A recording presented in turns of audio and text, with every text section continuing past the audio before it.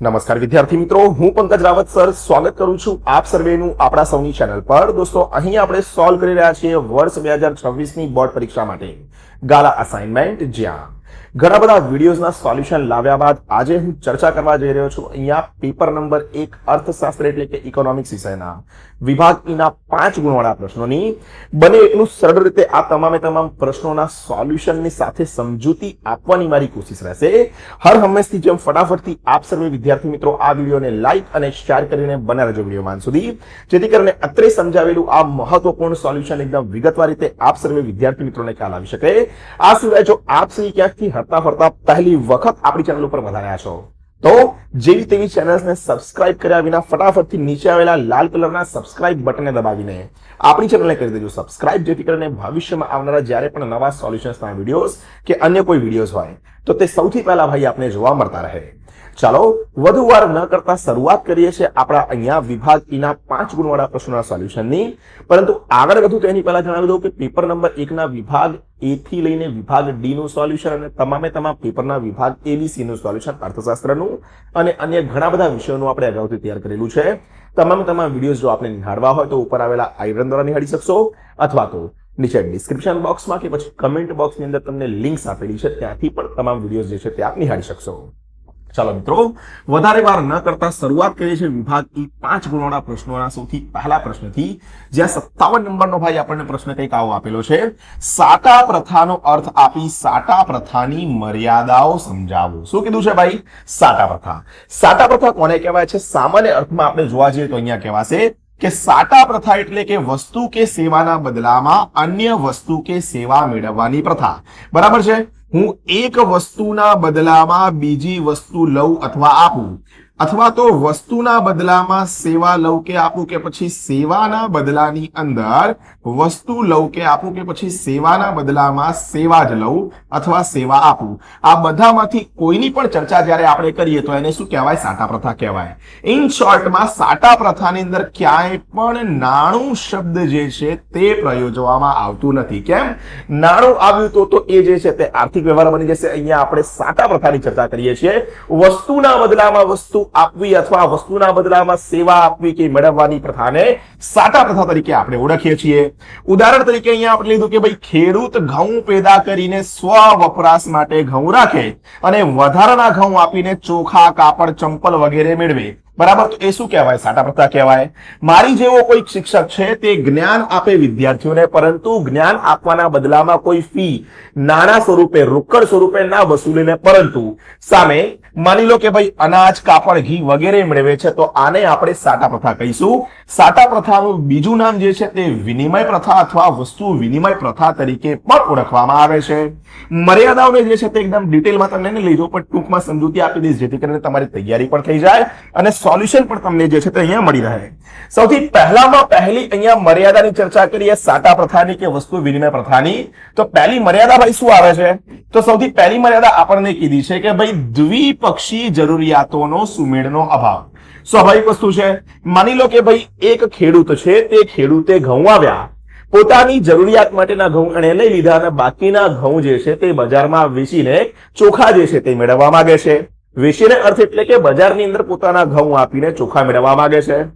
હવે એ ખેડૂત જો પોતાના વધારાના ઘઉં લઈને જો ચોખાવાળા વ્યક્તિ પાસે જાય તો એવું જરૂરી નથી કે ચોખાવાળા વ્યક્તિને કદાચ ઘઉંની જ આવશ્યકતા હોય। એવું પણ હોઈ શકે છે કે જે વ્યક્તિ ચોખા આપવા માંગે છે તેને કદાચ ઘઉંની જગ્યાએ ઘીની આવશ્યકતા હોય, અથવા ચંપલની આવશ્યકતા હોય, કે પછી કપડાની આવશ્યકતા હોય। તો આ પરિસ્થિતિને શું કહીશું આપણે? દ્વિપક્ષી જરૂરિયાતોની સુમેળનો અભાવ। બરાબર? બંને વ્યક્તિઓને કદાચ એક સમાન વસ્તુની જરૂરિયાત ના હોય। બીજો મુદ્દો શું છે ભાઈ અહીંયા મર્યાદામાં? મૂલ્યની ચૂકવણીની મુશ્કેલી।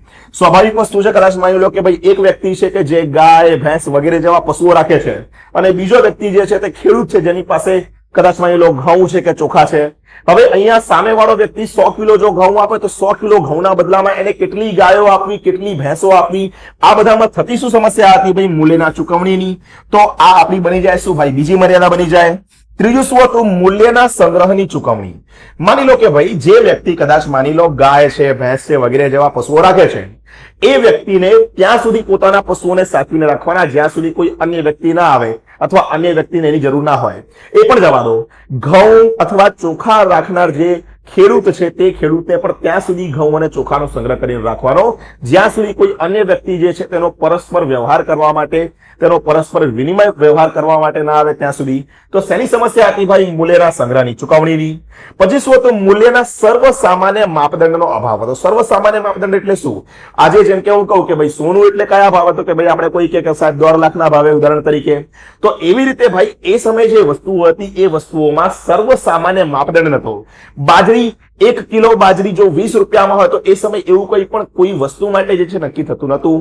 તો આ શું હતું? મૂલ્યના સર્વસામાન્ય માપદંડનો અભાવ હતો. તો ભાઈ 4 મુદ્દા જે છે અથવા 4 મર્યાદાઓ જે છે તે આપણે અહીંયા સાટા પ્રથામાં કે વસ્તુ વિનિમય પ્રથામાં દર્શાવી શકીએ છીએ. પહેલું મેં કીધું દ્વિપક્ષી જરૂરિયાતોના સુમેળનો અભાવ, બીજું મૂલ્યની ચુકવણીની મુશ્કેલી, ત્રીજું મૂલ્યના સંગ્રહની ચુકવણી, અને ચોથું અને અંતિમ આવી જાય મૂલ્યના સર્વસામાન્ય માપદંડનો અભાવ.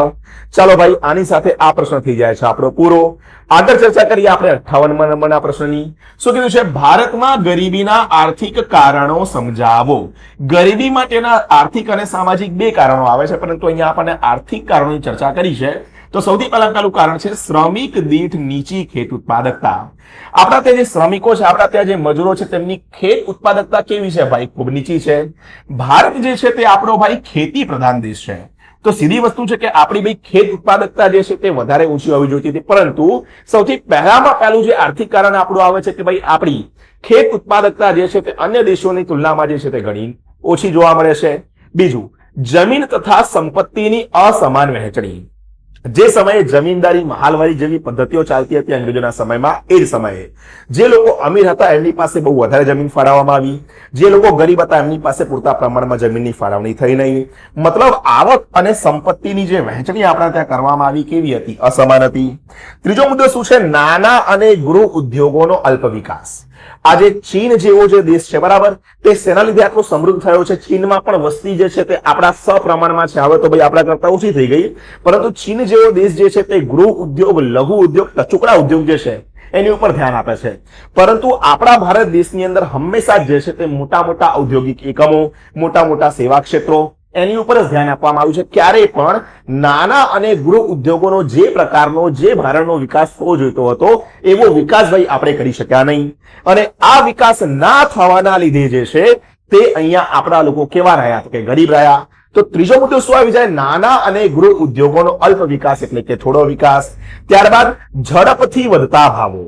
બરાબર, જે ભાવો આપણા ત્યાં ઝડપથી વધી રહ્યા છે, કોઈક સમય યુદ્ધ થાય, દુષ્કાળ પડે કે અન્ય કોઈ ધરતીકંપ જેવી કુદરતી આપદા આવે તો એના લીધે જે છે તે ભાવો જે વધી રહ્યા છે તે પણ અહીંયા ગરીબી માટેનું જે છે તે આર્થિક કારણ ગણી શકાય છે. ત્યારબાદ બેરોજગારીનું ઊંચું પ્રમાણ. આપણા ત્યાં જે છે તે વ્યક્તિઓ અલગ અલગ પ્રકારે, અલગ અલગ કિસ્મના જે છે તે બેરોજગાર જોવા મળે છે. બેરોજગારીનું ઊંચું પ્રમાણ પણ જે છે ભાઈ તે ગરીબી માટેનું એક મહત્વપૂર્ણ જે છે તે કારણ ગણી શકાય છે.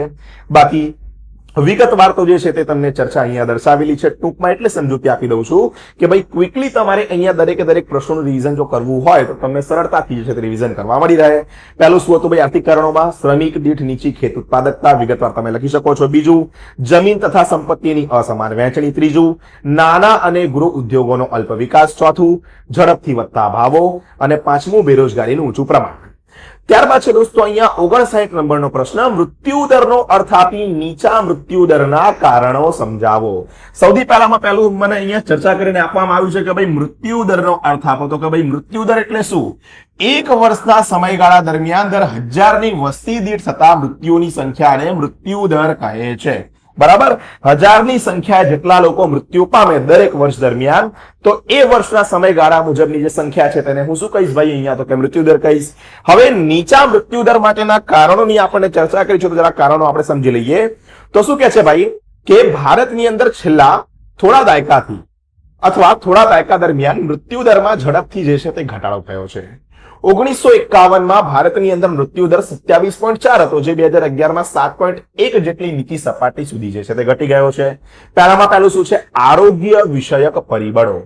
પહેલા આપણે આઝાદીના સમયમાં જોવા જઈએ તો કે ભાઈ પ્લેગ, શીતળાક્ષય, મેલેરિયા વગેરે જેવા જીવલેણ રોગો જે હતા એ રોગોને કારણે મૃત્યુદર જે છે તે ઊંચો હતો. સમય આપણે આરોગ્યની સુવિધાઓનો વિકાસ કર્યો. રસીઓ જે નથી શોધાઈ એ રસીઓની શોધ કરવામાં આવી. આરોગ્ય વિષયક પરિબળોના લીધે જે છે તે મૃત્યુ દરની અંદર નોંધપાત્ર ઘટાડો થયો છે.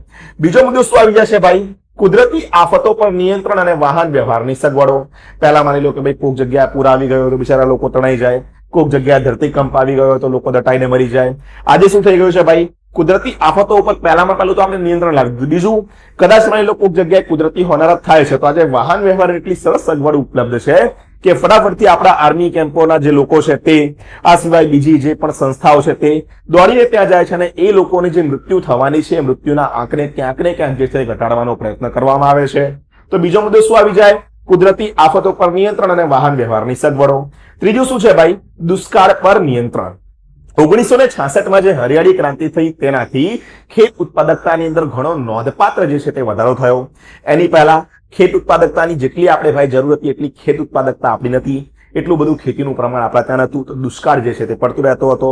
પરંતુ દુષ્કાળ ઉપર નિયંત્રણ આવ્યા બાદ આજે ખેત ઉત્પાદકતા આપણી સારી છે અને લોકોને પૂરતું અનાજ મળી રહ્યા છે. આ સિવાય વધારાનું અનાજ આપણે બહારના દેશોમાં જે છે તે નિકાસ પણ કરીએ છીએ.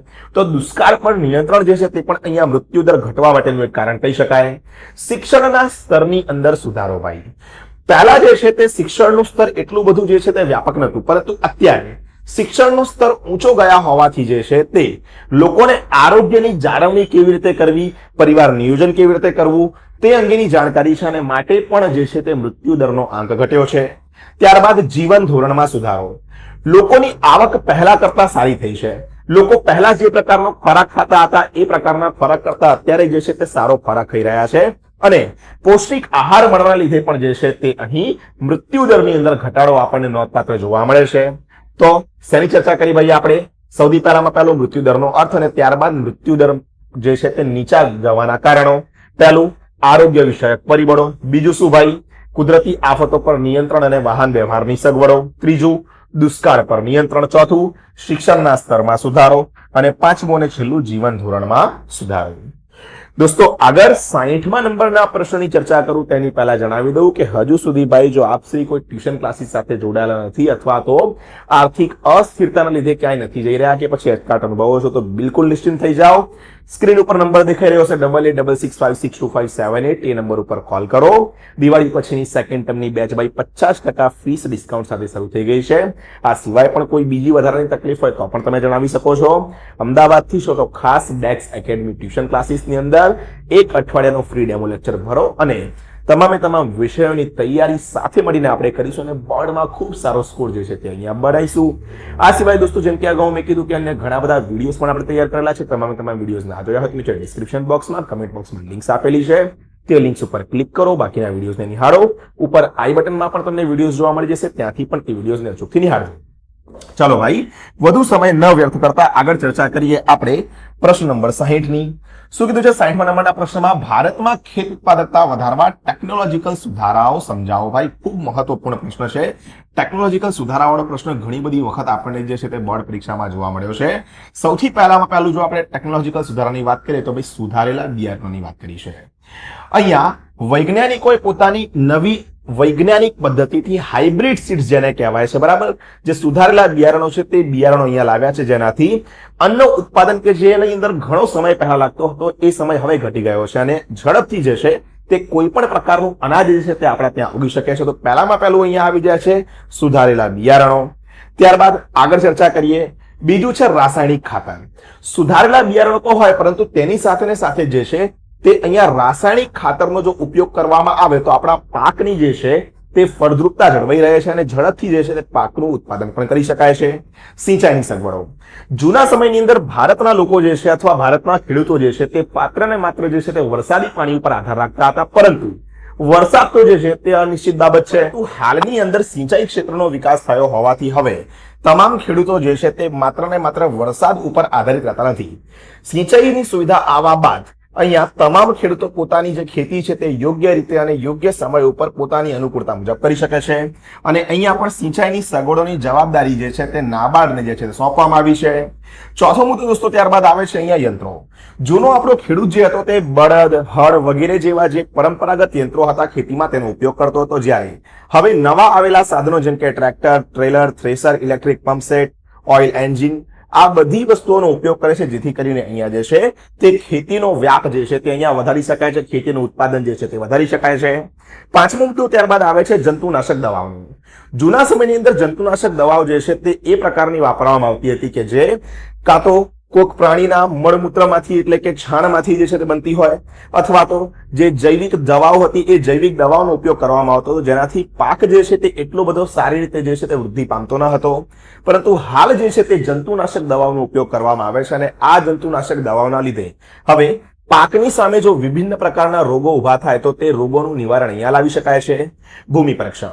ભૂમિ પરીક્ષણથી શું થાય છે ભાઈ? તો કે આધુનિક ખેતીની અંદર જો પહેલેથી જ ભૂમિ પરીક્ષણ કરવામાં આવે તો ભવિષ્યની અંદર પાક જે છે તે બગડવાની સંભાવના જે છે તેને ઘટાડી શકાય છે અથવા તો નાબૂદ કરી શકાય છે. તો ભાઈ આ તમામે તમામ બાબતો કયા પ્રશ્ન અંગેની ચર્ચા કરી આપણે? તો 60માં જ્યાં ટેકનોલોજીકલ સુધારાની ચર્ચા હતી. પહેલું હતું સુધારેલા બિયારણો, બીજું હતું રાસાયણિક ખાતર, ત્રીજું સિંચાઈની સગવડ, ચોથું યંત્રો, પાંચમું જંતુનાશક દવાઓ અને છઠ્ઠું ભૂમિ પરીક્ષણ. ત્યારબાદ દોસ્તો આગળ ચર્ચા કરીએ 61મા નંબરના પ્રશ્નની, પરંતુ તેની પહેલા ખાસ જણાવી દઉં દોસ્તો, હજુ સુધી જો આપે ઇન્સ્ટાગ્રામ ઉપર આપણા પેજીસ ડેક્સ એકેડમી અને પંકજ રાવત સરને ફોલો નથી કર્યા તો આજે જ ક્વિક અપડેટ્સ માટે ઇન્સ્ટાગ્રામ પેજીસને ફોલો કરો. જેવા તેવા પેજીસને તો આપણે ફોલો કરીએ છીએ, પરંતુ ઇન્સ્ટાગ્રામના બંને પેજીસને ફોલો કરજો. ક્વિક અપડેટ્સ તો ભાઈ આપને મળશે. સાથે સાથે જ ભાઈ જે છે તે મારી જોડે પર્સનલી વાર્તાલાપ પણ જે છે તમે અહીંયા ઇન્સ્ટાગ્રામ થકી કરી શકશો. તો બંને જ ઇન્સ્ટાગ્રામ પેજીસને ભાઈ અચૂકથી ફોલો કરી દેજો. અને આપણી હયાત ચેનલ ડેક્સ એકેડમીને સબસ્ક્રાઇબ ના કરી હોય તો ભાઈ બાજુમાં આવેલા લાલ કલરના સબસ્ક્રાઇબ બટન દબાવીને બેલ આઇકનને ઓલ પર સેટ કરી દો, જેથી કરીને ભવિષ્યમાં આવનારા આવા જ મહત્વપૂર્ણ વિડીયોઝની નોટિફિકેશન અને અપડેટ્સ સૌથી પહેલા ભાઈ આપને જોવા મળતી રહે. ચાલો ચર્ચા કરીએ છીએ કયા પ્રશ્નની આપણે? તો કે 61મા નંબરના પ્રશ્નની. શું છે 61મા નંબરનો પ્રશ્ન અહીંયા? કે ભાઈ સ્થળાંતરનો અર્થ આપી સ્થળાંતરની નકારાત્મક અસરો ચર્ચો. સૌથી પહેલા સ્થળાંતર એટલે શું? સામાન્ય અર્થમાં સ્થળાંતર એટલે કે સ્થળ બદલવું, એક સ્થળેથી બીજા સ્થળે વસવાટ કરવો, બરોબર, એટલે સ્થળાંતર. પરંતુ અર્થશાસ્ત્રની ભાષામાં જ્યારે ચર્ચા કરીએ તો વ્યક્તિ જે છે તે એક સ્થળેથી બીજા સ્થળે, દેશમાં કે વિદેશમાં નોકરી, વ્યવસાય, ધંધો કે વધુ સારું જીવન ધોરણ પ્રાપ્ત કરવા માટે કાયમી વસવાટ કરે તો એને શું કહેવાય છે ભાઈ? સ્થળાંતર કહેવાય છે. હવે આપણને સ્થળાંતરની જે છે તે નકારાત્મક અસરો અંગેની ચર્ચા કરી છે. સૌથી પહેલી અસર કઈ આવે છે? શહેરીકરણનો. જ્યારે ગામડાથી આવતા વ્યક્તિઓ શહેરની અંદર સૌથી પહેલી વખત આવે ત્યારે તે ગરીબ ઝૂંપડપટ્ટી જેવા વસવાટની અંદર અહીંયા વસવાટ કરશે અને આનાથી શહેરીકરણ જે છે તે અનિયંત્રિત બનશે. બીજો મુદ્દો માળખાકીય સુવિધાઓનું અપૂરતું પ્રમાણ. શહેરમાં વસતા જે લોકો છે તેમના માટે માળખાગત સુવિધાઓ પહેલેથી જે છે તે મર્યાદિત છે. જો ગામડાના લોકો અહીંયા આવીને વસે છે તો એનાથી થશે એવું કે ભાઈ જે માળખાકીય સુવિધાઓ શહેરના લોકો માટે છે તે ગામડા અને શહેરના બંનેના લોકો વચ્ચે જે છે તે અહીંયા વેચાઈ જશે. તો માળખાકીય સુવિધાઓનું પૂરતું પ્રમાણ જે છે તે બંને વચ્ચે જળવાશે નહીં. ત્રીજું છે પર્યાવરણીય પ્રદૂષણની સમસ્યા. બરાબર, સ્વાભાવિક વસ્તુ છે અહીંયા કે શહેરની વસ્તી જ્યારે ઘણી વધારે થાય અથવા તો સ્થળાંતર કરીને બહારના વ્યક્તિઓ જો કોઈ એક જગ્યાએ આવેલા હોય તો પ્રદૂષણની સમસ્યા એ જગ્યાએ જે છે તે વધારો થવાનો છે.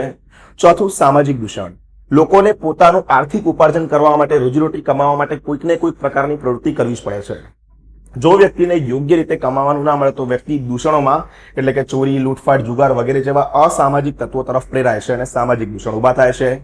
શેની ચર્ચા કરીએ આપણે ભાઈ? નકારાત્મક અસરોની ચર્ચા કરી છે. સ્થળાંતરના. સૌથી પહેલું અનિયંત્રિત શહેરીકરણ, બીજું શું ભાઈ? માળખાકીય સુવિધાઓનું અપૂરતું પ્રમાણ, ત્રીજું પર્યાવરણીય પ્રદૂષણની સમસ્યા, ચોથું સામાજિક દૂષણો.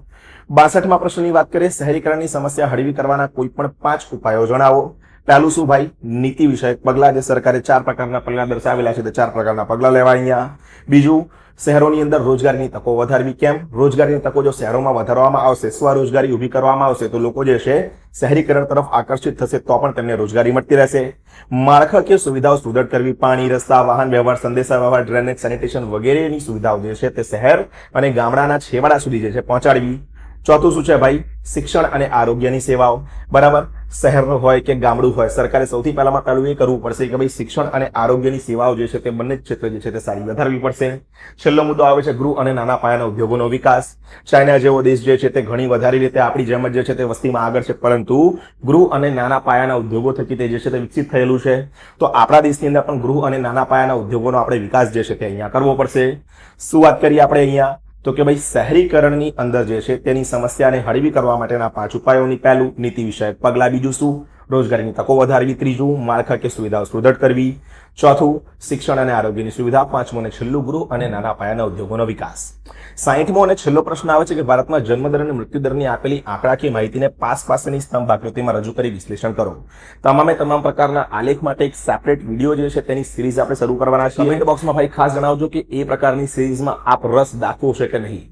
અહીં 60મો પ્રશ્ન આ જે સોલ્યુશન છે તેની અંદર આપણે નથી આવડતા. સેપરેટ સિરીઝની અંદર આ તમામ આલેખ પેપર નંબર 1 થી 6 ના જે છે તે આપણે વિસ્તૃત સમજીશું.